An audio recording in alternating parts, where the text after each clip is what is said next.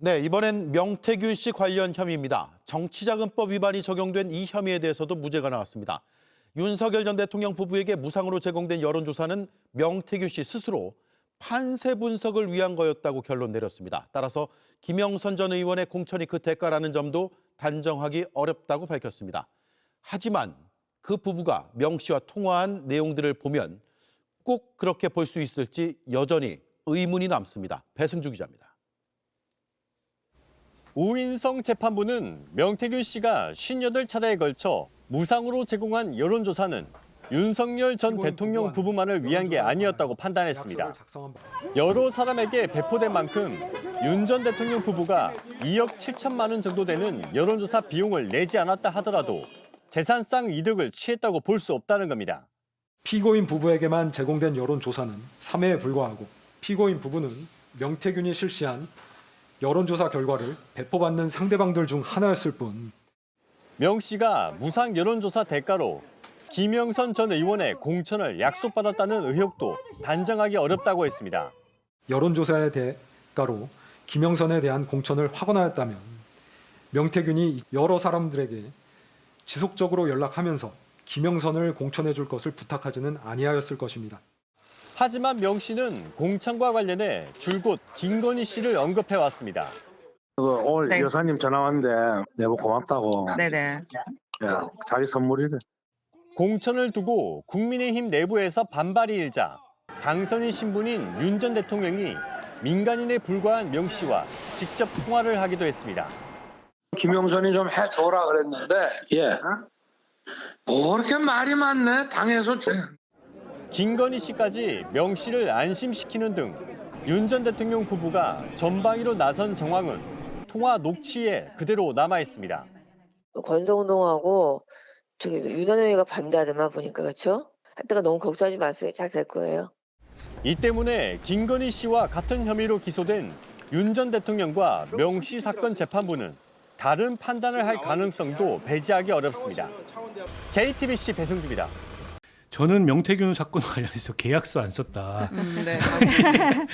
권력자하고 이게 여론조사 업체가 짜고서 뭔가 이 여론 조작을 시도하고 공천 개입하는데 계약서를 씁니까 그러면은 그것도 참 황당한 얘기고. 저는 그 대목에서 네.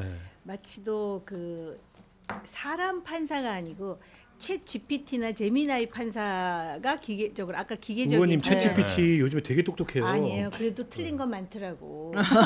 그래서 그런 생각이 네. 들고 저가 또 굉장히 그 흥미롭게 본 부분은 오히려 네. 통일교 부분이에요. 아, 그거 넘어가기 전에 명태균 네. 이야기 조금만 네. 더 네. 할게요. 지금 이제 명태균 여론조사에 대해서는 이제 무죄를 선고를 하면서 이렇게 이야기를 했어요. 그러니까 원래 특검에서 기소했을 때는 58회 여론조사를 무상으로 제공받아서 2억 7천만 원 상당의 재산상 이득을 봤다라고 이야기를 했는데 판사의 판단은 이 명태균 씨가 실시한 여론조사가 윤석열 부부만을 위한 것이 아니었다. 명태균이 영업활동을 하면서 여기저기 돌렸고 그 중에 이제 윤석열 부부도 들어있었던 것이다. 그리고 이 여론조사 전후로 윤석열 대통령 부부 측의 지시나 관여가 있었다는 증거가 없다. 그리고 명태균은 허황된 사람이라서 이 말을 다 믿을 수도 없다라고 이야기를 했고요. 그리고 그 다음에 그 김영선 공천 관련해서는 이 여론조사와 대가성이 있느냐, 관련성이 있느냐 부분에 대해서 이거는 공간위 회의를 통해서 결정이 된 것으로 보여서 이게 대가라고 보기도 어렵다라고 판단을 했죠. 아니 내가 상현이한테 전화할게. 걔가 공간위 현장이니까 이 얘기를 듣고서도 얼마나 더 정확한 녹취가 있어야 근데 돼. 저는 저분이 순진한 척하는 음흉함 뭐 이런 걸로 판사가. 솔직히 보이고요. 네, 순진한 척하는 음흉함으로 보이고 이거 말이 안 돼요. 전화의 목도로 그리고 이런 정치적 사건을 다루면서 증인도 신문했을 거고 사건의 맥락을 따라왔을 텐데 본인도 의심스럽다고 얘기하면서 근데 결정을 공간이가 하죠. 그러면 누가 합니까? 모든 공천 개입에 있어서도 결정은 공간이가 하죠. 그래서 제가 보기에 순진한 척하는 음흉함이라고 보고요.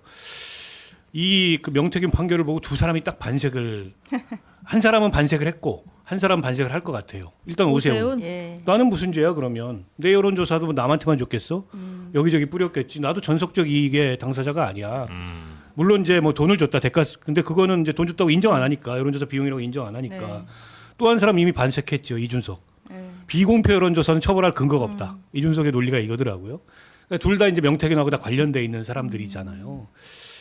제가 보기에는 너무 말이 안 되는 판결이어서 상급심 가면 뒤집어야 되는데 뒤집어질 텐데 문제는 특검의 무능함이 공소 유지 과정에서 또 어떤 허점을 노출할지 그런 게 걱정이 됩니다.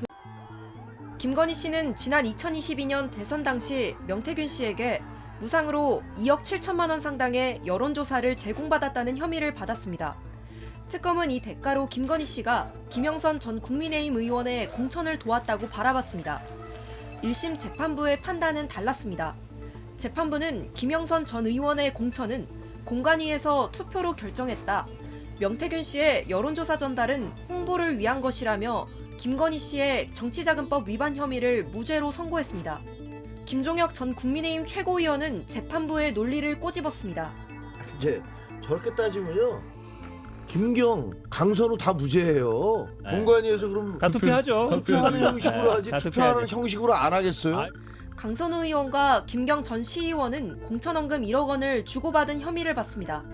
이처럼 공천 과정에서 돈이 오갔더라도 공식적인 절차만 갖추면 면죄부를 받을 수 있다는 선례를 남겼다는 겁니다.